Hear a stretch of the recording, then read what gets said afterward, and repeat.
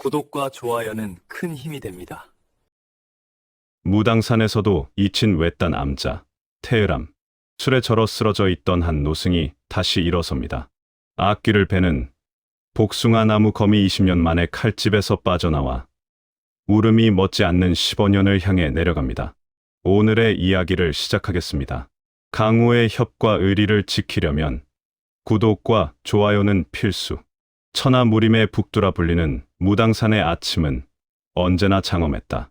구름을 뚫고 솟아오른 72개의 봉우리는 마치 신선이 거니는 정원과도 같았으며 그 사이로 수천 제자의 기합 소리가 산 아래 마을까지 웅장하게 울려 퍼졌다. 세상 사람들은 그 눈부신 광경을 보며 무당파야말로 정파무림의 태산이요 악을 멸하고 의를 행하는 협객들의 성지라 칭송에 맞지 않았다. 허나 빛이 강하면 그림자 또한 짙어지는 이치를 아는 이는 드물었다. 태양이 서산 너머로 자취를 감추고 산새들조차 숨을 죽이는 축시가 찾아오면 무당산은 전혀 다른 얼굴을 드러냈다. 특히 무당산 입구에 자리 잡은 작은 마을 15년의 밤은 죽음보다 더한 고요 속에 잠겨 있었다.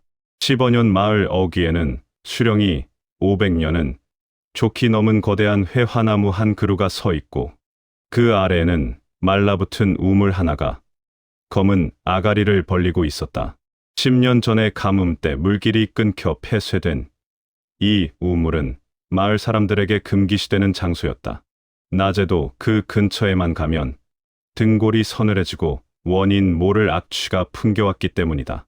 그런데 보름 전부터 기이한 일이 벌어지기 시작했다. 말라붙었던 우물 바닥에서 검붉은 물이 차오르기 시작한 것이다. 그것은 맑은 지하수가 아니었다.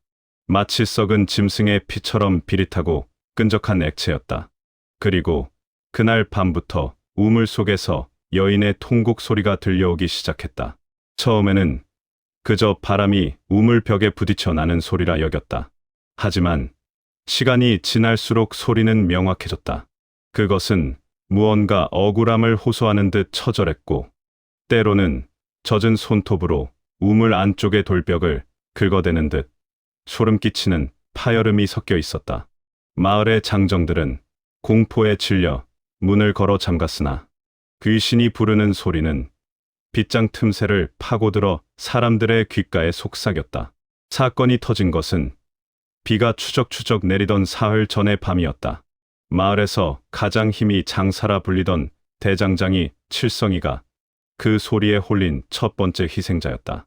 그는 평소 호랑이도 맨손으로 때려잡을 만큼 담력이 큰 사내였으나 그날 밤은 달랐다.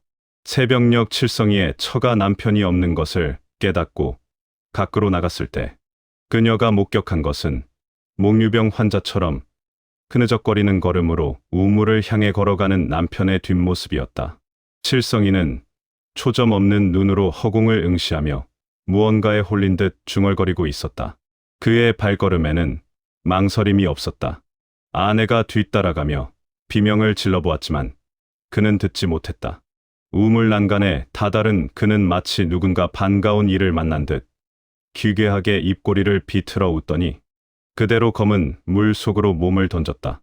육중한 물소리와 함께 그는 순식간에 시커먼 어둠 속으로 삼켜졌다. 뒤늦게 마을 사람들이 횃불을 들고 달려왔지만 우물 안은 고요했다. 물결 하나 잃지 않는 매끄러운 수면 위로 칠성이의 신발 한 짝만이 둥둥 떠 있을 뿐이었다. 이후로도 희생자는 계속되었다. 나무꾼이 사라졌고 늦은 밤 술에 취해 귀가하던 행상이 사라졌다. 닷새 동안 5명의 장정이 우물 속으로 사라진 것이다. 관아의 포졸들이 출동하여 우물 안을 조사하려 했으나 밧줄을 타고 내려간 포졸마저 비명 한마디 남기지 못하고 밧줄만 끊어진 채 실종되었다. 끊어진 밧줄의 단면은 칼로 자른 듯 매끄러운 것이 아니라 마치 날카로운 이빨로 씹어 끄는 듯 너덜너덜했다. 공포는 전염병처럼 번져나갔고 15년의 밤은 쥐 죽은 듯 조용해졌다. 결국 마을의 촌장은 무당파의 도움을 청했다. 무당파는 정파의 명문답게 즉각 반응했다. 무당의 속가, 제자들 중에서도 검술이 뛰어나기로 소문난 청년 고수 3명이 파견되었다. 화려한 문양이 새겨진 도복을 입고 등에 섰을 퍼런 강철검을 맨 젊은 도사들은 마을 사람들의 공포를 비웃기라도 하듯 당당했다. 그들은 이것이 요물이나 귀신의 짓이 아니라 사파의 무리들이 민심을 흉흉하게 만들기 위해 꾸민 속임수라 단정했다. 우물 속에 동물을 풀고 환각을 일으키는 향을 피워 사람들을 홀린 뒤 납치해 가는 것이라며 자신들의 검으로 그 간악한 무리들을 단매에 베어버리겠노라 호언장담했다. 그날 밤 젊은 도사들은 우물가에 진을 치고 잠복에 들어갔다. 달빛조차 구름에 가려진 칠흑 같은 밤이었다. 자시가 지나고 축시가 다가오자 어김없이 그 소리가 시작되었다. 우물 깊은 곳에서부터 물방울이 튀는 소리가 들려왔다. 그것은 마치 물에 흠뻑 젖은 누군가가 우물벽을 타고 기어오르는 소리였다. 이어 쇠를 긁는 듯한 여인의 울음소리가 도사들의 고막을 파고들었다. 젊은 도사들은 검을 뽑아들고 우물 안을 향해 소리쳤다. 정체를 드러내라며 호통을 쳤으나 돌아오는 것은 더욱 커진 울음소리뿐이었다. 그리고 우물 안에서 검은 안개가 피어올랐다. 안개는 살아있는 생물처럼 꿈틀거리며 도사들의 발목을 휘감았다. 다음 날 아침 마을 사람들이 발견한 것은 참혹한 광경이었다. 호기롭게 검을 뽑아 들었던 3명의 젊은 도사들은 우물가에 쓰러져 있었다. 다행히 목숨은 붙어 있었으나 그들의 몰골은 하룻밤 사이에 흉측하게 변해 있었다. 검은 머리카락은 하얗게 새어 백발이 되었고 탱탱하던 피부는 쭈글쭈글하게 늙어버려 마치 80 먹은 노인처럼 변해버린 것이다. 그들은 입에 거품을 물고 헛소리를 중얼거리고 있었다. 검이 통하지 않는다거나 베어도 다시 붙는다는 알 수 없는 말만 되풀이할 뿐이었다. 그들이 자랑하던 강철검은 녹이 슬어 붉게 부스러져 있었다. 소식을 전해 들은 무당파의 장문이는 침묵했다. 그는 이것이 평범한 무공의 영역이 아님을 직감했다. 검으로 벨 수 있는 적이라면 무당의 검법으로 해결하지 못할 리가 없었다. 허나 형체가 없고 검이 통하지 않는 존재라면 이야기가 달랐다. 장문이는 긴 한숨을 내쉬며 집무실의 창문을 열고 무당산의 가장 깊고 어두운 북쪽 골짜기를 바라보았다. 그곳은 해가 들지 않아 1년 내내 음습한 이끼가 끼어 있는 곳으로 무당의 제자들조차 발길을 끄는 금지된 땅이었다. 장문이는 옆에 시립해 있던 제자에게 나지막이 명을 내렸다. 테헤람으로 가서 그 사람에게 15년의 우물이 다시 울기 시작했다고 전하라는 것이었다. 제자는 자신의 귀를 의심했다. 테헤람이라니 그곳은 무당파의 수치라 불리는 파괴승이 유배되어 있는 곳이었다. 술에 절어 살며 수행은커녕 헛소리나 짓거리는 미치광이가 사는 곳에 도움을 청하다니 말도 안 되는 일이었다. 허나 장문인의 영은 엄중했다. 제자는 떨떠름한 표정으로 북쪽 골짜기로 향하는 험한 산길을 올랐다. 산길은 자풀이 무성했고 발을 디딜 때마다 썩은 낙엽이 부서지는 소리가 났다. 공기부터가 달랐다. 무당산의 다른 봉우리들이 맑고 청명한 기운을 품고 있다면 이곳은 축축하고 무거운 음기가 가득 차 있어 숨을 쉬기조차 버거웠다. 한참을 걸어 도착한 테헤람은 암자라기보다는 쓰러져가는 폐가에 가까웠다. 기둥은 기울어져 있었고 지붕의 기와는 깨져 잡초가 자라나 있었다. 마당 한 구석에는 다 비운 술병들이 산더미처럼 쌓여 있어 시큼한 술 냄새가 진동했다. 그리고 그 술병 더미 속에 한 노인이 누워 있었다. 헝클어진 백발에 때가 꼬질꼬질한 회색 도포를 걸친 노인이었다. 코끝은 술기운으로 붉게 달아올라 있었고 입에서는 코를 고는 소리가 천둥처럼 울려 퍼졌다. 그가 바로 무당파의 이다나 도종의 마지막 계승자라 불리는 청어였다. 장문인의 심부름을 온 제자는 코를 막으며 인상을 찌푸렸다. 이런 주정뱅이가 대체 무슨 일을 할 수 있단 말인가. 그는 헛기침을 하며 노인을 깨워 장문인의 전가를 알렸다.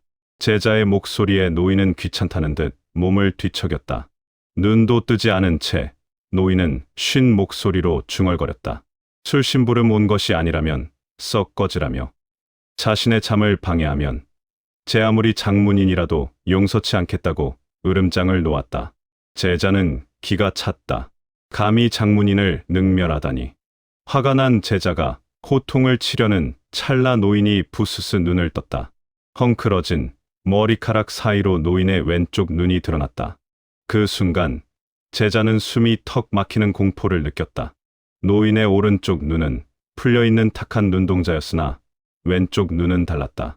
검은 자위가 없이 흰 자위만 가득한 기이한 눈이었다. 그 눈이 자신을 꿰뚫어보는 순간 제자는 자신의 등 뒤에 서 있던 서늘한 기운을 느꼈다. 청원은 제자의 등 뒤 허공을 응시하며 기괴하게 웃었다. 객이 하나만 온 줄 알았더니 둘이 왔다며 제자의 등 뒤에 매달린 처녀, 귀신은 언제부터 데리고 다닌 거냐고 물었다. 제자의 얼굴이 사색이 되었다. 무슨 헛소리냐고 반박하고 싶었지만 목소리가 나오지 않았다. 청원은 자리에서 일어나 기지개를 켰다. 뼈마디가 우두둑거리는 소리가 났다. 그는 허리춤에 매달린 낡은 호리병을 들어 입에 털어 넣었다. 마지막 남은 한 방울까지 탈탈 털어 마신 그는 입가에 묻은 술을 소매로 닦아내며 15년의 우물이 운다는 것이 사실이냐고 물었다. 제자가 고개를 끄덕이자 청어의 표정에서 장난기가 사라졌다. 그의 눈빛이 순간적으로 날카롭게 빛났다. 마치 녹슨 칼집에서 시퍼런 명검이 뽑혀 나온 듯한 기세였다. 청어는 암자 구석에 처박혀 있던 몽둥이 하나를 집어들었다. 그것은 칠흑같이 검게 그을린 나무 막대기였다. 100년 묵은 복숭아 나무가 벼락을 맞았다는 벽조목으로 만든 검.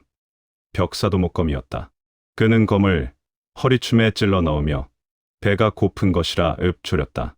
산 사람의 정기가 아니라 죽은 자의 한을 먹고 싶어 안달이 난 것이라며 청어는 비틀거리는 걸음으로 산을 내려가기 시작했다. 제자는 그 뒤를 따르며 기이한 광경을 목격했다. 분명 노인은 술에 취해 비틀거리고 있었으나 그의 발은 땅에 닿지 않는 듯 가벼웠고 그가 지나가는 자리마다 무성하던 잡풀들이 양옆으로 갈라지며 길을 내어주고 있었다. 마치 보이지 않는 무언가가 노인의 앞길을 트고 있는 것만 같았다. 무당산의 그림자, 앞길을 베는 검이 마침내 긴 잠에서 깨어나 15년을 향해 움직이기 시작한 것이다. 북쪽 골짜기를 내려가는 길은 산길이라기보다는 짐승들이나 간신히 다니는 험한 비탈에 가까웠다. 사람의 발길이 닿지 않아 허리춤까지 차오르는 잡초가 무성했고 수백 년은 좋게 됨직한 거대한 고목들이 뒤엉켜 하늘을 가리고 있어 해가 중천에 뜬 대낮에도 어둠이 가시지 않는 금지의 땅이었다. 바닥에는 썩은 낙엽이 늪처럼 두껍게 깔려 있어 발을 디딜 때마다 기분 나쁜 소리가 났고 그 사이로 이름 모를 독충들이 기어다니는 소리가 들려왔다. 그 음습하고 험한 산길을 두 사람의 그림자가 위태롭게 내려가고 있었다. 뒤따르는 이는 무당파 3대 제자 중에서도 으뜸이라 불리는 운곡이었다. 그는 매일 새벽 차가운 폭포수를 맞으며 내공을 단련했고 1000개의 가파른 계단을 오르내리며 강철 같은 하체를 만든 엘리트 중의 엘리트였다. 허나 이상한 일이었다. 평소라면 단숨에 주파했을 산길이건만 오늘따라 그의 숨소리는 거칠었고 다리는 천근만근 무거웠다. 단순히 길이 험해서가 아니었다. 보이지 않는 끈적한 기운이 발목을 휘감고 폐부로 들어오는 공기 자체가 납덩이처럼 무거웠기 때문이었다. 이곳에 서려 있는 짙고 탁한 음기가 평생 맑은 도가 무궁만을 익혀온 그의 순수한 기운을 야금야금 갉아먹고 있었던 것이다. 반면 앞서 걷는 노인의 뒷모습은 기이하기 짝이 없었다. 헝클어진 백발을 산발한 채 낡은 회색 도포를 걸친 청원은 분명 만취한 상태였다. 호리병을 쥔 손은 미세하게 떨리고 있었고 한 발자국을 뗄 때마다 갈지자로 비틀거렸다. 금방이라도 첫 낭떠러지 아래로 굴러떨어질 듯 위태로워 보여 뒤따르는 사람의 간담을 서늘하게 만들었다. 운곡은 몇 번이나 위험하다고 외치려 했으나 그럴 필요가 없었다. 그것은 눈의 착각이었다. 운곡이 눈을 비비고 다시 보면 청어는 어느새 저만치 앞서가고 있었다. 가시덤불이 그의 앞을 막으면 마치 바람처럼 몸을 흐트러뜨려 빠져나갔고 미끄러운 이끼 낀 바위 위에서는 깃털처럼 가볍게 도약했다. 발자국 소리조차 나지 않았다. 그것은 정파에 정제된 보법이 아니었다. 그렇다고 사파의 기교 섞인 경공도 아니었다. 굳이 표현하자면 산짐승이 제 집 안방을 드나들 듯 자연의 흐름에 몸을 완전히 맡겨버리는 무의자연의 경지였다. 운곡은 입술을 깨물며 필사적으로 그 뒤를 쫓았다. 천하의 무당파 엘리트인 자신이 저런 술주정뱅이 파괴승에게 뒤처진다는 사실이 참을 수 없이 자존심 상했다. 장문인의 언명이 아니었다면 당장이라도 등을 돌려 떠나고 싶은 심정이었다. 그때 앞서가던 청어가 갑자기 걸음을 멈추었다. 운곡도 황급히 발에 제동을 걸었다. 청어는 산중턱에 탁 트인 너럭바위 위에 우두커니 서서 어둠에 잠긴 숲을 응시하고 있었다. 달빛조차 뚫지 못하는 빽빽한 숲 속에서는 음산한 바람이 불어와 나무십들을 흔들었다. 바람이 스치는 소리가 마치 수천 명의 여인이 동시에 흐느끼는 소리처럼 들려 등골을 오싹하게 만들었다. 청어는 허리춤에 매달린 낡은 호리병을 들어 입에 가져다 댔다. 모굴대를 울리며 독주를 삼킨 그는 입가에 흐르는 술을 소매로 거칠게 닦아내며 배가 많이 고프겠다고 허공에 말을 건넸다.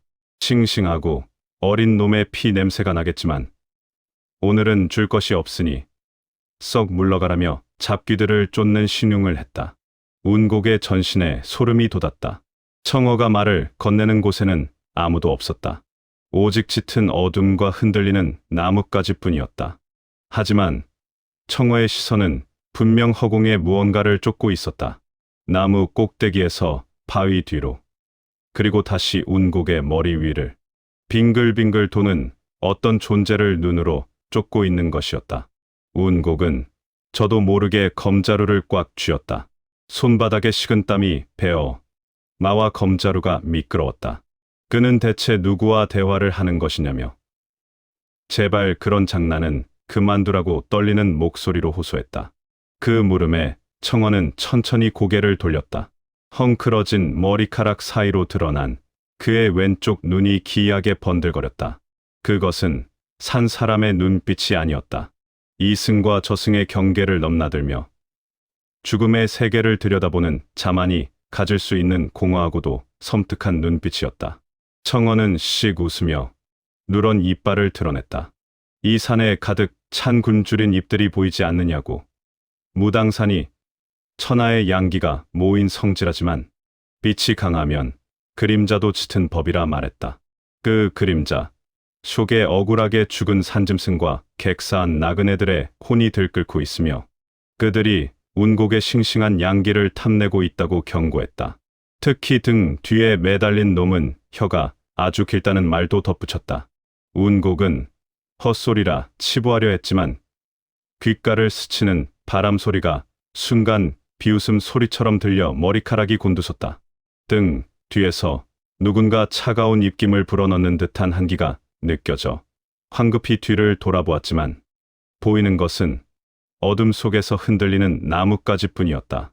청어는 그런 운곡의 공포를 즐기듯 비릿한 미소를 지으며 다시 걸음을 옮겼다. 이번에는 아까보다 속도가 빨랐다. 마치 무언가에 쫓기기라도 하듯 아니면 무언가 거대한 사냥감을 발견한 맹수처럼 그의 발걸음은 축지법을 쓰는 듯 성큼성큼 산을 내려갔다.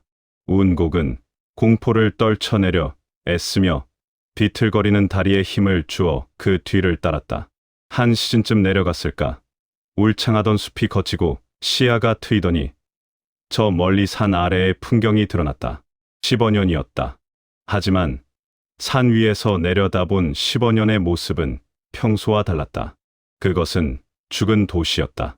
수백 가구가 모여 사는 큰 마을임에도 불빛 하나 보이지 않았고 마을 전체가 거대한 검은 안개에 휩싸여 있었다. 그 안개는 강가에서 피어오르는 물안개가 아니었다. 땅 밑 깊은 곳에서부터 스멀스멀 기어 올라와 마을을 집어삼키고 있는 탁하고 끈적거리는 기운이었다. 보통 사람의 눈에는 그저 짙은 밤안개로 보이겠지만 도력을 익힌 운곡의 눈에도 그것이 심상치 않음이 느껴졌다. 가슴이 답답하고 명치가 짓눌리는 듯한 압박감. 그것은 살기였다. 수천 개의 바늘이 피부를 찌르는 듯한 날카로운 살기가 마을 입구에서부터 뿜어져 나오고 있었다. 청원은 마을 입구에 서 있는 장승 앞에 멈춰 섰다. 마을의 수호신이라 믿어지던 천하대 장군의 나무 얼굴은 반쯤 썩어 문드러져 있었고 지하여 장군의 눈에서는 마치 피눈물을 흘리는 듯 굵은 진물이 흘러내려 이끼가 끼어 있었다. 사악한 기운이 마을의 결계를 깨뜨리고 수호신들조차 오염시킨 지오래였다. 청원은 장승 앞에 쭈그리고 앉아 바닥에 흙을 한 줌 집어들었다. 그리고는 코에 갖다 대고 깊게 냄새를 맡았다. 흙에서는 비릿한 피 냄새와 함께 썩은 시체 냄새가 진동했다. 단순히 겉흙에서 나는 냄새가 아니었다. 땅속 깊은 곳 혈맥에서부터 썩어 들어가고 있는 냄새였다. 청어의 표정에서 처음으로 장난기가 사라졌다. 그의 눈빛이 매섭게 빛났다. 그는 생각보다 깊다며 단순히 우물 하나가 미친 것이 아니라 땅의 혈맥 자체가 뒤틀려 있다고 진단했다.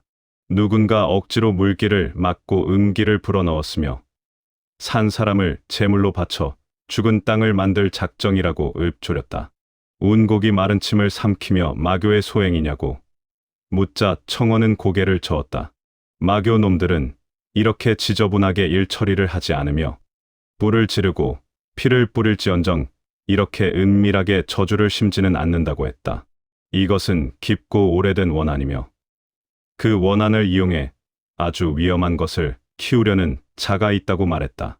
청원은 자리에서 일어나 옷매무새를 다듬었다. 낡고 해진 회색 도포였지만 그가 허리를 꼿꼿이 펴자 순간적으로 거대한 태산이 눈앞에 서 있는 듯한 위압감이 풍겨나왔다. 그는 허리춤에 차고 있던 볼품없는 나무 막대기 벽사도 목검을 툭툭 건드리며 오늘 밤은 아주 긴 밤이 될 것이니 정신을 똑바로 차리라고 일렀다. 제 발로 호랑이 아가리의 머리를 들이밀러 가는 꼴이니 운곡의 검술로는 베지 못할 것들이 득실거릴 것이라는 경고도 잊지 않았다. 청원은 망설임 없이 검은 안개 속으로 걸어 들어갔다. 그의 뒷모습은 더 이상 주정뱅이 노인이 아니었다. 악귀를 사냥하러 가는 사냥꾼의 뒷모습이었다. 운곡은 잠시 주저했지만 선택의 여지가 없었다. 그는 검자루를 잡은 손에 땀이 차는 것을 느끼며 청어의 뒤를 따라 죽음의 마을로 발을 내디뎠다. 삐걱거리는 소리를 매며 흔들리는 마을 입구의 현판 15년. 그 글자가 마치 지옥문의 명패처럼 보였다. 두 도사가 마을의 경계를 넘는 순간 어디선가 까마귀 한 마리가 불길하게 울며 밤하늘을 가로질러 날아갔다. 무당의 그림자 악귀를 베는 검이 움직이기 시작했다. 마을 입구의 장승을 지나 안으로 들어서자 15년의 공기는 더욱 무겁고 차갑게 가라앉아 있었다. 수백 호가 모여 사는 큰 마을이건만 인기척이라고는 찾아볼 수 없었다. 모든 집의 대문은 굳게 닫혀 있었고 창문 틈새는 널빤지로 못질이 되어 있었다. 그것은 마치 산 사람의 마을이 아니라 거대한 관들이 늘어서 있는 공동묘지를 걷는 듯한 착각을 불러일으켰다. 발을 디딜 때마다 바닥에 깔린 검은 안개가 스멀스멀 피어올라 발목을 휘감았다. 운곡은 숨을 쉴 때마다 비릿한 쇠 냄새가 폐부 깊숙이 파고드는 것을 느꼈다. 그것은 전장에서나 맡을 수 있는 피 냄새였다. 하지만 이곳에는 시체도 혈흔도 보이지 않았다. 오직 보이지 않는 죽음의 기운만이 공기 중에 부유하며 살아있는 자들의 생기를 탐하고 있었다. 청원은 묵묵히 앞장서 걸었다. 비틀거리는 걸음걸이는 여전했으나 그의 시선만은 매섭게 번뜩이며 주위를 살피고 있었다. 마을 중앙 광장에 이르자 거대한 회화나무 한 그루가 기괴한 형상으로 서 있는 것이 보였다. 수령이 500년은 좋게 넘었을 고목의 가지들은 비틀리고 꺾여 마치 고통에 몸부림치는 사람의 팔처럼 하늘을 향해 뻗어 있었다. 그리고 그 나무 아래 아가리를 벌린 짐승처럼 검은 구멍을 드러내고 있는 우물이 있었다. 15년의 우는 우물이라 불리는 저주의 근원지였다. 우물 주변에는 미처 치우지 못한 제사상들이 엎어져 있었고 무당들이 굿을 하다 도망친 흔적으로 오색 깃발들이 찢어진 채 바닥에 뒹굴고 있었다. 한여름의 무더운 날씨였음에도 우물 반경 10장 이내의 풀들은 하얗게 서리가 내려앉아 말라 비틀어져 있었다. 그곳에서 뿜어져 나오는 냉기는 살을 애는 듯한 추위가 아니라 영혼을 얼어붙게 만드는 죽음의 한기였다. 운곡은 저도 모르게 뒷걸음질 쳤다. 도력을 익힌 그의 눈에는 우물 위를 감돌고 있는 시커먼 원념의 덩어리들이 보였다. 그것들은 형체가 없이 일렁이며 우물 안으로 들어오려는 모든 것을 삼킬 준비를 하고 있었다. 하지만 청원은 아무렇지 않게 우물가로 다가갔다. 그는 우물 난간에 털썩 걸터 앉더니 허리춤에 술병을 들어 입에 털어 넣었다. 목 넘김, 소리가 고요한 정막을 깼다. 청원은 입가에 묻은 술을 소매로 닦아내며 우물 안을 향해 손님이 왔는데 내다보지도 않는 것은 예의가 아니라며 나오라고 말했다. 그의 말이 떨어지기가 무섭게 우물 안에서 기이한 소리가 들려오기 시작했다. 물장구 치는 소리 같기도 하고 젖은 발바닥이 돌벽을 치는 소리 같기도 했다. 고지어 우물 깊은 곳에서부터 희뿌연 연기가 피어오르더니 쉬면 위로 5개의 형체가 떠올랐다. 그들은 보름 전부터 실종되었던 마을의 장정들이었다. 물에 불어 터진 얼굴은 형체를 알아보기 힘들 정도로 일그러져 있었고 눈구멍에서는 검은 물이 흘러내리고 있었다. 그들은 서로의 발목을 잡고 엉겨붙은 채 춥다는 고통스러운 신음을 토해냈다. 쇠를 긁는 듯한 그 목소리는 사람의 것이 아니었다. 지옥 밑바닥에서 울려 퍼지는 원망과 저주의 합창이었다. 운곡은 공포에 질려 검을 뽑아 들었다. 당장이라도 검강을 날려 저 흉물들을 베어버리고 싶었다. 하지만 청어가 손을 들어 제지하며 거두라고 명령했다. 저들은 범인이 아니라는 것이었다. 운곡은 이해할 수 없었다. 눈앞에 보이는 저 끔찍한 원귀들이 범인이 아니라면 대체 무엇이란 말인가? 청어는 우물 안을 유심히 들여다보며 혀를 찼다. 저것들은 그저 미끼일 뿐이며 진짜 괴물은 저들의 발목을 잡고 있는 놈이라고 지적했다. 청어의 말대로였다. 자세히 보니 5 장정의 원혼들은 물 밖으로 나오려 발버둥 치고 있었으나 무언가가 그들의 발목을 끈질기게 잡아당기고 있었다. 물 밑바닥에서 뻗어나온 검은 머리카락 뭉치들이 그들을 올가매고 있었던 것이다. 청어는 품에서 꼬깃꼬깃한 부적 한 장을 꺼내 들었다. 흔히 보는 노란색 부적이 아니었다. 당나무 종이에 짐승의 피와 섞은 주사를 먹여 만든 검붉은 부적이었다. 그가 부적에 기를 불어넣자 낡은 종이 부적이 팽팽하게 당겨지며 붉은 빛을 발하기 시작했다. 청어가 손목을 튕기자 부적은 화살처럼 날아가 우물 안으로 빨려 들어갔다. 요란한 소리와 함께 검은 쉬면 위로 붉은 스파크가 튀었고 우물 안에 물이 끓어오르기 시작했다. 장정들의 원혼들이 비명을 지르며 흩어졌고 검은 머리카락들이 불에 타듯 사그라들었다. 그 순간 물이 갈라지며 우물 한가운데서 또 다른 형체가 솟아올랐다. 소복을 입은 여인이었다. 긴 머리카락으로 얼굴을 가린 그녀는 온몸이 쇠사슬에 묶인 채였다. 목에는 밧줄이 감겨 있었고 손과 발에는 녹슨 족쇄가 채워져 있었다. 무엇보다 충격적인 것은 그녀의 불룩하게 솟아오른 배였다. 만삭의 임산부였다. 여인은 고개를 들어 청어를 노려보았다. 머리카락 사이로 드러난 그녀의 눈에는 눈동자가 없었다. 텅 빈 검은 구멍만이 뚫려 있을 뿐이었다. 그녀는 자신의 제사를 방해하는 자가 누구냐며 살기 어린 목소리로 물었다. 운곡은 압도적인 공포에 뒷걸음질 쳤다. 이것은 일반적인 귀신이 아니었다. 원한이 뼈에 사무쳐 악귀로 변해버린 존재였다. 하지만 청원은 여전히 태연했다. 그는 몽둥이 같은 벽사도 목검을 툭툭 건드리며 이것은 그녀의 제사가 아니라고. 그녀는 이용당하고 있다고 말했다. 여인이 괴성을 지르며 물기둥을 일으켰다. 놈들이 자신과 아이를 죽였다며 다 죽여버리겠다고 발악했다. 검은 물줄기가 채찍처럼 날아와 청어를 덮쳤다. 운곡이 비명을 지르려는 찰나 청어가 가볍게 손을 휘저었다. 파열음과 함께 청어의 손끝에서 푸른 빛이 터져 나왔다. 태을 뿐 광검의 기운이었다. 날아오던 물줄기가 허공에서 산산이 부서져 빛처럼 흩뿌려졌다. 청어는 한 걸음 더 우물 쪽으로 다가갔다. 원한이 깊은 것은 알지만 사람들을 죽인 건 그녀의 의지가 아니라고. 발밑을 보라고 호통쳤다. 무엇이 그녀를 붙잡고 있는지 보라는 것이었다. 청어의 호통에 여인이 멈칫했다. 그녀는 천천히 자신의 발밑을 내려다보았다. 검은 물속 진흙 바닥에 무언가가 박혀 있었다. 그것은 여인을 묶고 있는 쇠사슬의 끝과 연결되어 있었다. 손바닥만 한 크기의 검은 돌. 아니, 돌이 아니었다.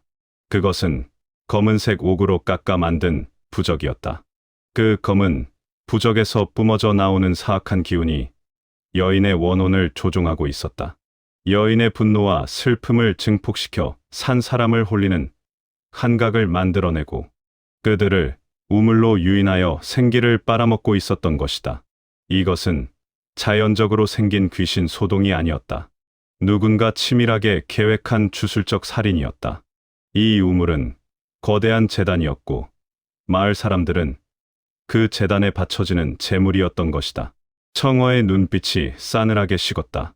역시나 단순한 잡귀가 아니었다. 청어는 망설임 없이 우물 안으로 몸을 날렸다. 운곡의 외침을 뒤로 하고 늙은 도사의 몸이 어둠 속으로 빨려 들어갔다. 그가 물속으로 사라지자 잠시 정적이 흘렀다. 그리고 곧이어 우물 안에서 천둥 소리가 울려 퍼졌다. 우물의 돌벽이 금이 가고 검은 물이 솟구쳐 올랐다. 물속에서 붉은 뇌전이 번쩍였다. 그것은 벽사도목검이 내뿜는 파사현정의 빛이었다. 사악한 기운을 태워버리는 정화의 번개였다. 여인의 비명 소리와 무언가가 깨지는 파열음이 뒤섞여 들려왔다. 잠시 후 폭발음과 함께 물기둥이 치솟았고 그 속에서 청어가 튀어올랐다. 그는 가볍게 공중제비를 돌며 우물 밖에 착지했다. 그의 온몸은 물에 젖어 있었고 손에는 반으로 쪼개진 검은 옥 부적이 들려 있었다.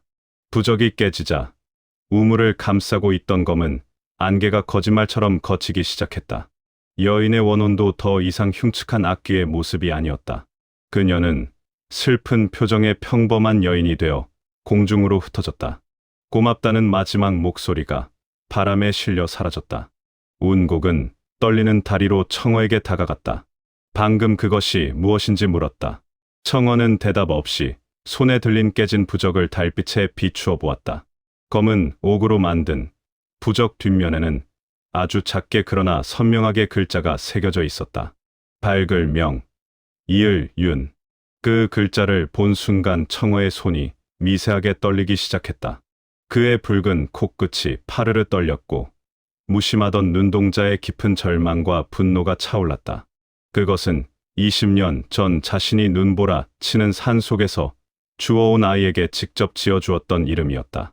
무당의 빛을 이으라고 지어준 이름이 가장 어두운 저주의 부적에 새겨져 돌아온 것이다. 청어는 부적을 움켜쥐었다. 날카로운 파편이 손바닥을 찔러 피가 배어나왔지만 그는 아픔조차 느끼지 못하는 듯했다. 놈이 깨어났다고. 단순히 봉인이 풀린 것이 아니라 몸은 의지를 가지고 움직이고 있다고 쉰 목소리로 내뱉었다. 이 우물 사건은 시작에 불과했다. 누군가 의도적으로 무당산 아래의 죽음의 진을 치고 있었고 그 중심에는 자신이 봉인했던 제자 명륜이 있었다. 청어는 피 묻은 부적을 품에 넣으며 밤하늘을 올려다보았다. 구름에 가려져 있던 달이 모습을 드러내자 그의 그림자가 길게 땅바닥에 드리워졌다. 그것은 마치 앞으로 그가 걸어가야 할 피로 얼룩진 길을 예고하는 듯했다.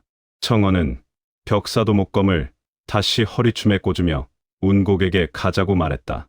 이것은 끝이 아니며 놈이 남긴 흔적이 더 있다고 했다. 15년의 밤은 거쳤지만 두 도사의 앞길에는 더 짙은 어둠이 기다리고 있었다. 동이 터오자 15년을 뒤덮고 있던 검은 안개가 거짓말처럼 걷혔다.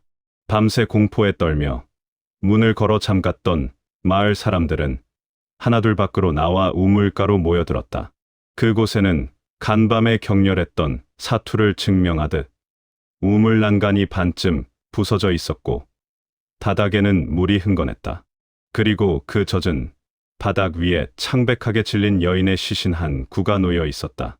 퉁퉁 불어버린 얼굴이었지만 마을 사람들은 그녀가 누구인지 단번에 알아보았다. 윗마을에 살던 과부 댁의 외동딸 점순이었다. 착하고 순박하기로 소문났던 처녀가 싸늘한 주검이 되어 돌아온 모습에 마을 안악들은 치마폭으로 입을 가리며 오열했고 노인들은 혀를 차며 고개를 돌렸다.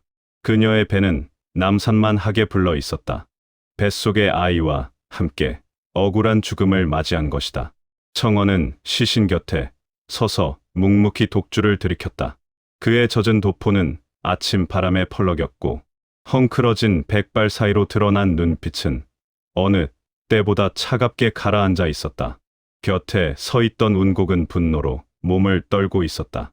도사로서 악귀를 멸하는 것은 당연한 이치이나 사람의 탈을 쓰고 어찌 이런 끔찍한 짓을 저지를 수 있단 말인가. 운곡이 주먹을 꽉 쥐며 스승에게 물었다.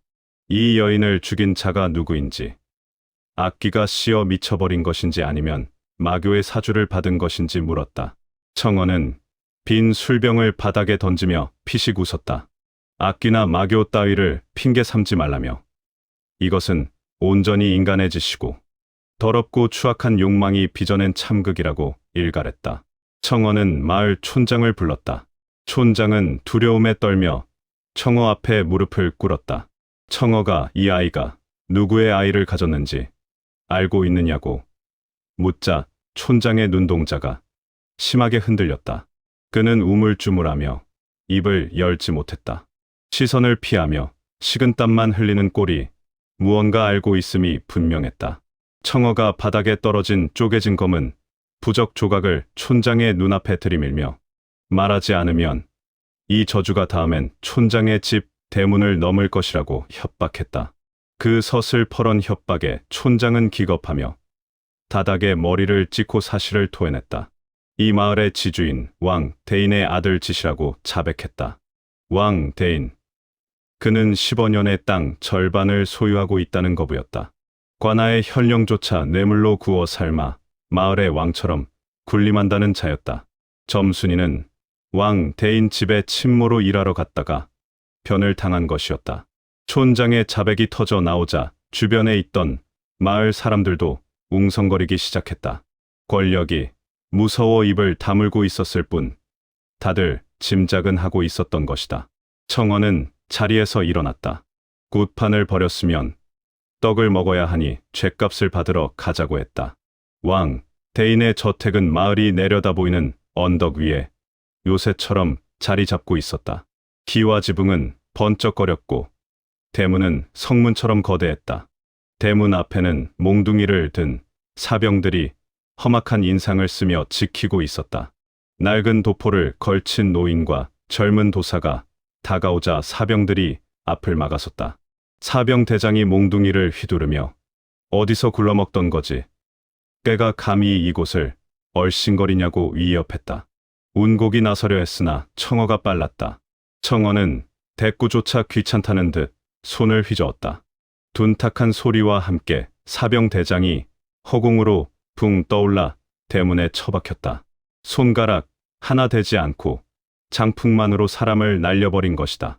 나머지 사병들이 기겁하며 달려들었지만 운곡이 검집으로 그들의 명치를 가격하자 추풍낙엽처럼 쓰러졌다. 소란을 듣고 안채에서 비단 옷을 입은 중년 사내와 그 뒤로 파리한 안색의 청년이 뛰쳐나왔다. 왕 대인과 그의 아들이었다. 왕 대인은 마당에 쓰러진 사병들을 보고 얼굴이 불그락푸르락해졌다. 제정신이냐며 당장 관아에 고발하여 목을 베어 걸겠다고 길길이 날뛰었다. 운곡은 기가 찼다. 살인을 저지르고도 저토록 당당하다니. 하지만 청원은 킬킬거리며 마당 한가운데 있는 정원석에 걸터 앉았다. 관아도 좋고 현룡도 부르라며. 그 전에 내 아들이 저지른 집부터 들어야겠다고 비꼬았다. 청어의 시선이 왕 대인의 뒤에 숨어 벌벌 떨고 있는 아들에게 고정되었다. 청년의 눈 밑은 퀭했고 손톱은 다 물어뜯어 피가 맺혀 있었다. 전형적인 불안 증세였다. 청어가 쪼개진 검은 부적을 바닥에 툭 던졌다. 청년이 그 부적을 보자마자 비명을 지르며 뒷걸음질 쳤다. 왕 대인은 부적 따위는 모른다는 듯 콧방귀를 꼈다. 끝까지 종이 쪼가리가 뭐 어쨌다는 거냐며. 우리 가문은 대대로 불심이 깊어 부적 같은 건 모른다고 시치미를 뗐다. 청어는 혀를 찼다. 불심이 깊은 가문에서 사람을 죽여 우물에 던지고 저주를 걸어 마을 사람 5을 제물로 바치느냐고 호통쳤다. 내 아들이 뱃속에 자기 씨를 품은 여자를 죽이고 시신을 유기할 때 쓴 물건이라며. 저 부적은 죽은 자의 원한을 가두어 악귀로 만드는 사악한 물건이라고 폭로했다. 왕 대인의 얼굴이 사색이 되었다. 그는 아들을 돌아보며 사실이냐고 소리쳤다. 아들은 고개를 세차게 저으며 횡설수설했다. 자신은 그저 스님이 시키는 대로 했을 뿐이라며. 스님이 이 부적과 함께 우물에 버리면 아무도 모를 것이라고. 영원히 비밀이 지켜질 것이라고 했다고 자백했다. 스스로 죄를 인정한 꼴이었다. 왕 대인은 털썩 주저앉았다. 청어의 눈빛이 매섭게 빛났다. 그 부적을 준 스님이 어떤 놈이냐고 추궁했다. 청년은 공포에 질려 더듬거렸다. 검은 가사를 입고 삿갓을 눌러 쓴 스님이었으며 밤에 몰래 찾아와 자신을 도와주겠다고 했다고 털어놓았다. 청어는 주먹을 꽉 쥐었다. 놈들은 단순히 부적을 뿌리는 게 아니었다. 인간의 탐욕과 공포를 파고들어 스스로 악을 행하게 만들고 있었다. 죄지은 자의 약점을 이용해 저주를 심는 방식. 이것은 명륜의 방식이 아니었다. 명륜은 고지식할 정도로 전공법을 선호하던 아이였다. 그렇다면 놈의 곁에 교활한 책사가 붙었다는 뜻인가? 그때였다. 청년이 갑자기 허공을 향해 손을 휘저으며 발작을 일으키기 시작했다. 저리 가라고. 내가 죽은 건 내 운명이라며 고함을 질렀다. 우물가에서 본 여인의 원혼이 그를 찾아온 것이다. 비록 청어가 원한을 풀어주어 성불했으나 인과응보는 남는 법. 죄의식이 만들어낸 환영이 평생 그를 괴롭힐 것이다. 왕 대인은 미쳐 날뛰는 아들을 붙잡고 통곡했다. 돈이라면 얼마든지 주겠다며 제발 아들을 살려달라고, 이 일을 덮어달라고 애원했다. 청어는 차갑게 그들을 내려다보았다. 돈으로 죽은 사람을 살릴 수 없으며 썩어버린 땅을 되돌릴 수도 없다고 했다. 그의 아들은 평생을 지옥 속에서 살 것이며 죽어서도 그 죄업은 씻기지 않을 것이라고 일침을 가했다. 청어의 신호의 운곡은 품에서 신호탄을 꺼내 하늘로 쏘아 올렸다.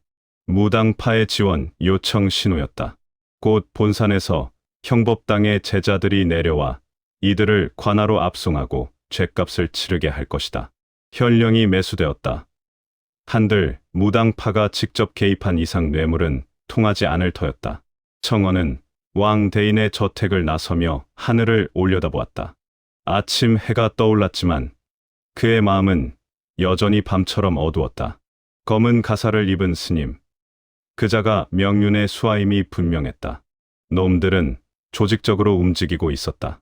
15년의 우물은 그저 실험 장소 중 하나일 뿐이었다. 강호 곳곳에 이런 저주의 씨앗들이 뿌려지고 있을지도 모른다. 청어는 품속에 깨진 부적을 다시 한번 만져보았다. 차가운 옥의 감촉이 손끝을 찔렀다. 서둘러야 했다. 놈들이 더 큰 판을 벌리기 전에 흔적을 쫓아야 했다. 마을로 내려온 청원은 촌장에게 그 스님이 어디로 갔는지 물었다. 촌장은 벌벌 떨며 동쪽을 가리켰다. 동쪽 산마루를 넘어가는 것을 본 나무꾼이 있다며 그쪽은 폐촌이 있는 곳이라고 했다. 청어의 눈썹이 꿈틀거렸다. 동쪽 폐촌. 그곳은 예전부터 참수장이 있어 음기가 강하기로 소문난 곳이었다. 시체 썩는 냄새가 진동하여 까마귀, 때조차 얼씬거리지 않는다는 죽음의 땅. 놈이 그곳으로 갔다니 우연이 아니었다. 시체를 이용하려는 것이다. 청어는 운곡을 돌아보며 갈 길이 머니 신발끈을 단단히 묶으라고 일렀다. 다음 목적지는 동쪽 참수장이었다. 운곡은 마른 침을 삼켰다. 사람이 살지 않는 곳이며 밤마다 목 없는 귀신들이 출몰하여 약초꾼들조차 가지 않는 금역이라 들었다고 했다. 청어는 피식 웃으며 걸음을 옮겼다. 귀신 따위가 무서우냐고. 진짜 무서운 것은 귀신이 아니라 제 자식을 살리겠다고 남의 자식을 죽인 저 인간의 탐욕이라는 것을 방금 보지 않았느냐고 했다. 두 도사는 15년을 뒤로 하고 동쪽으로 향했다. 마을 사람들은 그들의 뒷모습을 향해 절을 올리며 감사를 표했지만 청원은 뒤도 돌아보지 않았다. 그의 머릿속에는 오직 하나, 검은 가사를 입은 스님과 그 배후에 있는 명륜 생각뿐이었다. 바람에 실려오는 비릿한 피 냄새가 더욱 짙어지고 있었다. 동쪽 하늘에는 먹구름이 몰려오고 있었다.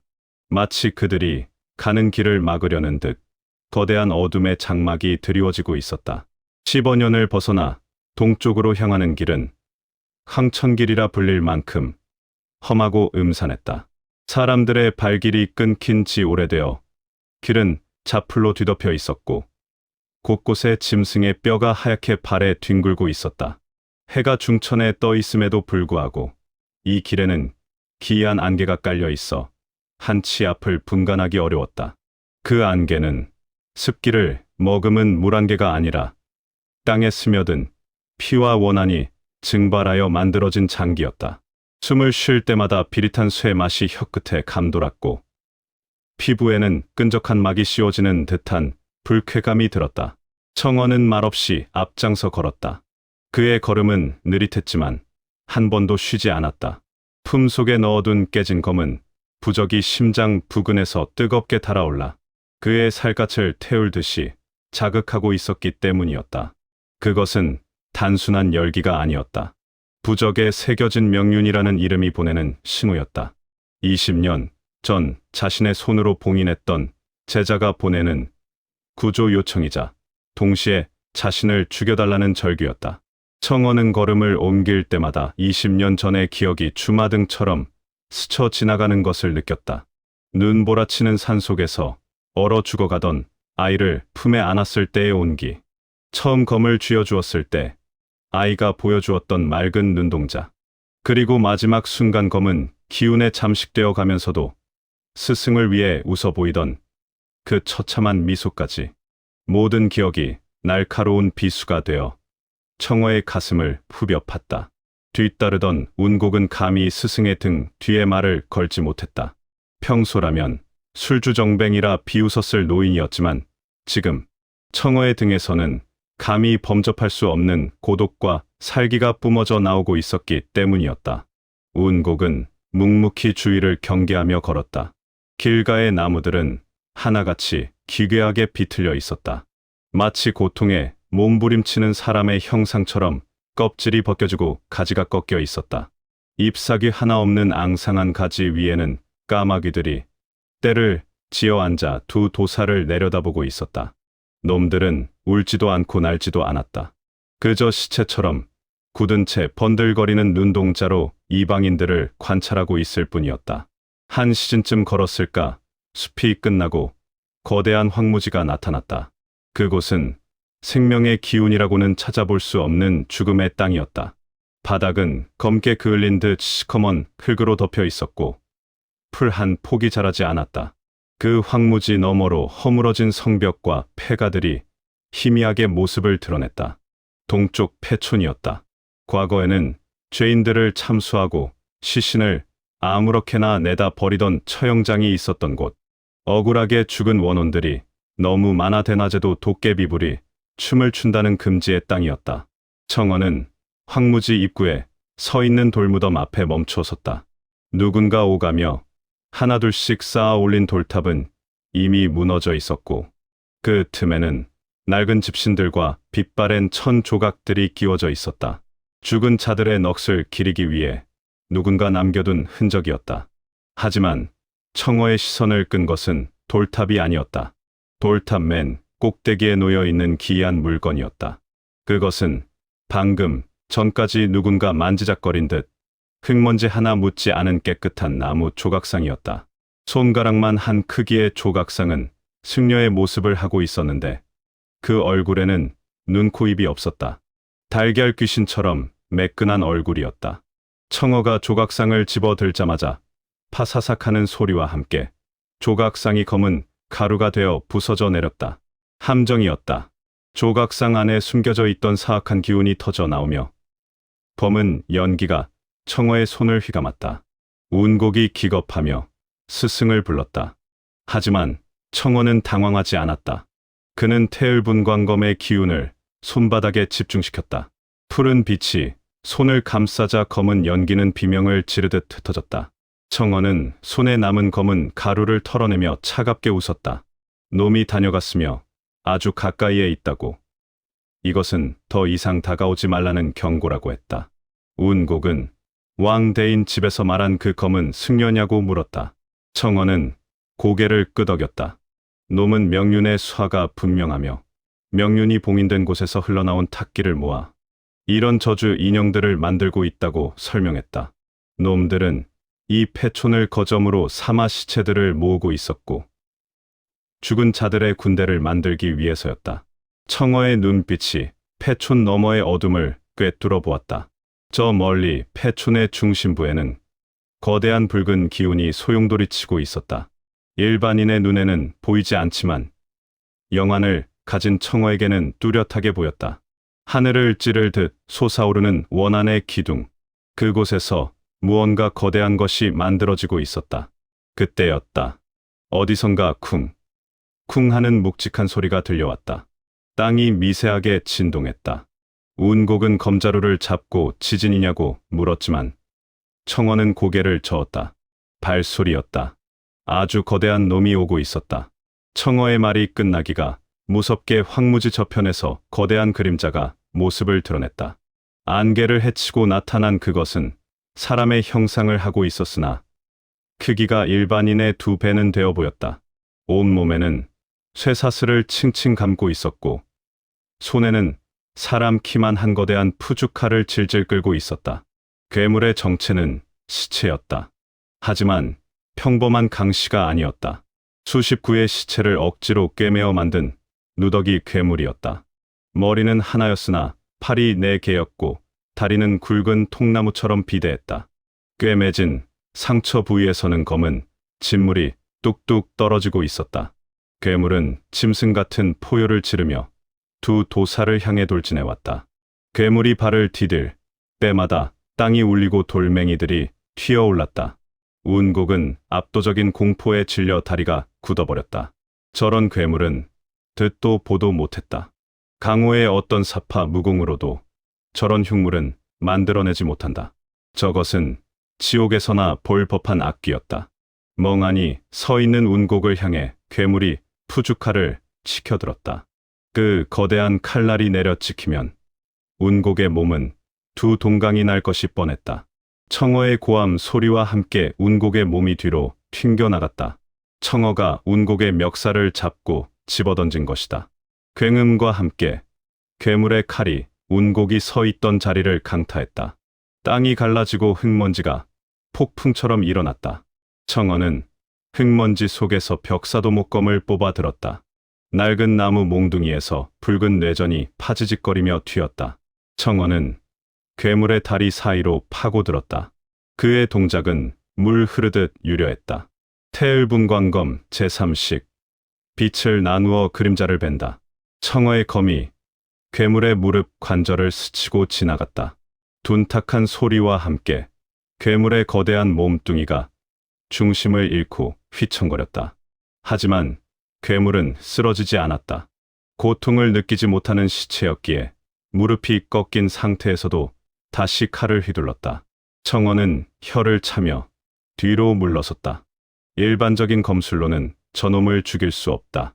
급소가 없고 고통이 없는 놈에게는 영혼을 태우는 불꽃만이 답이었다. 청어는 품에서 부적 3장을 동시에 꺼냈다. 삼매 진화, 악귀를 태우는 불. 그가 부적을 허공에 던지자 부적이 스스로 발화하며 거대한 불덩어리가 되어 괴물의 얼굴을 덮쳤다. 괴물이 처음으로 고통스러운 비명을 질렀다. 시체가 타는 역겨운 냄새가 진동했다. 불길에 휩싸인 괴물은 미친 듯이 팔을 휘두르며 발악했다. 그 광란의 춤사 위에 주변의 바위들이 깨져나가고 땅이 파헤쳐졌다. 청어는 그 틈을 놓치지 않았다. 그는 괴물의 등 뒤로 도약했다. 괴물의 목덜미, 붉은 꿰매진 자국 사이에 검은색 부적 하나가 박혀 있는 것이 보였다. 저것이 놈의 핵이었다. 청어는 벽사도목검에 모든 기운을 집중시켰다. 검 끝에 응축된 붉은 뇌전이 태양처럼 빛났다. 사라지라는 일갈과 함께 청어의 검이 괴물의 목덜미에 박힌 부적을 정확하게 찔러 넣었다. 괴물의 몸 안에서부터 둔탁한 폭발음이 들려왔다. 괴물의 움직임이 뚝 멈췄다. 그리고 산산이 조각난 인형처럼 괴물의 거대한 몸이 무너져 내렸다. 4개의 팔과 비대한 다리가 힘을 잃고 바닥에 나뒹굴었다. 불길은 사그라들었고 검은 연기만이 피어올랐다. 청어는 거친 숨을 몰아쉬며 괴물의 잔해 앞에 섰다. 괴물의 몸을 이루고 있던 시체 조각들은 순식간에 썩어 문드러져 흙으로 돌아가고 있었다. 남은 것은 청어가 찔러 부순 검은 부적의 파편뿐이었다. 운곡은 엉덩방아를 찌은 채 그 광경을 멍하니 바라보았다. 이것이 도종의 무공이구나. 검으로 살을 베는 것이 아니라 영을 베는 검. 스승님은 이런 것들과 싸워왔던 것인가? 운곡의 가슴 속에서 청어에 대한 경외심과 함께 두려움이 솟아올랐다. 청어는 땀에 젖은 이마를 닦으며 괴물이 남긴 부적 파편을 주워 들었다. 역시나였다. 부적 뒷면에는 명륜이라는 글자가 선명하게 박혀 있었다. 청어의 표정이 어두워졌다. 이 정도 크기의 괴물을 만들려면 수십 명의 원혼이 필요하다. 놈들은 이미 15년 우물 사건 이전부터 준비해오고 있었어. 이 폐촌 안에는 이런 놈들이 아니 수백 마리가 있을지도 모른다. 청어는 폐촌 쪽을 바라보았다. 안개는 더욱 짙어져 폐촌의 입구를 완전히 가리고 있었다. 그 안개 속에서 수많은 시선이 자신들을 지켜보고 있음이 느껴졌다. 청어가 쉴 틈이 없다며 다시 걸음을 옮겼다. 운곡은 떨리는 다리를 억지로 일으켜 세웠다. 이제 돌아갈 길은 없었다. 눈앞에 펼쳐진 것은 산 사람의 세상이 아닌 죽은 자들의 제국이었다. 두 도사는 검은 안개 속으로 천천히 걸어 들어갔다. 그들의 등 뒤로 까마귀, 떼가 불길하게 날아올랐다. 동쪽 폐촌, 목 없는 귀신들의 땅이 입을 벌리고 그들을 기다리고 있었다. 우물 밑바닥에서 드러난 것은 단순한 귀신이 아니라 인간의 탐욕이 낳은 괴물이었습니다. 청어는 검은 부적 하나를 손에 쥔 채 이 싸움이 결코 우물 하나로 끝나지 않으리라는 사실을 이미 알고 있습니다. 오늘의 이야기는 여기까지입니다. 들어주셔서 감사합니다. 강호의 길은 끝나지 않습니다. 다음 이야기에서 다시 만나려면 구독과 좋아요, 알림 설정까지 부탁드립니다. 여러분의 참여가 곧 이 무협 세계를 더욱 빛나게 합니다. 구독으로 다음화 무당 악귀를 베는 검 제2부 무당산의 파괴승 청어를 먼저 만나보세요. 감사합니다.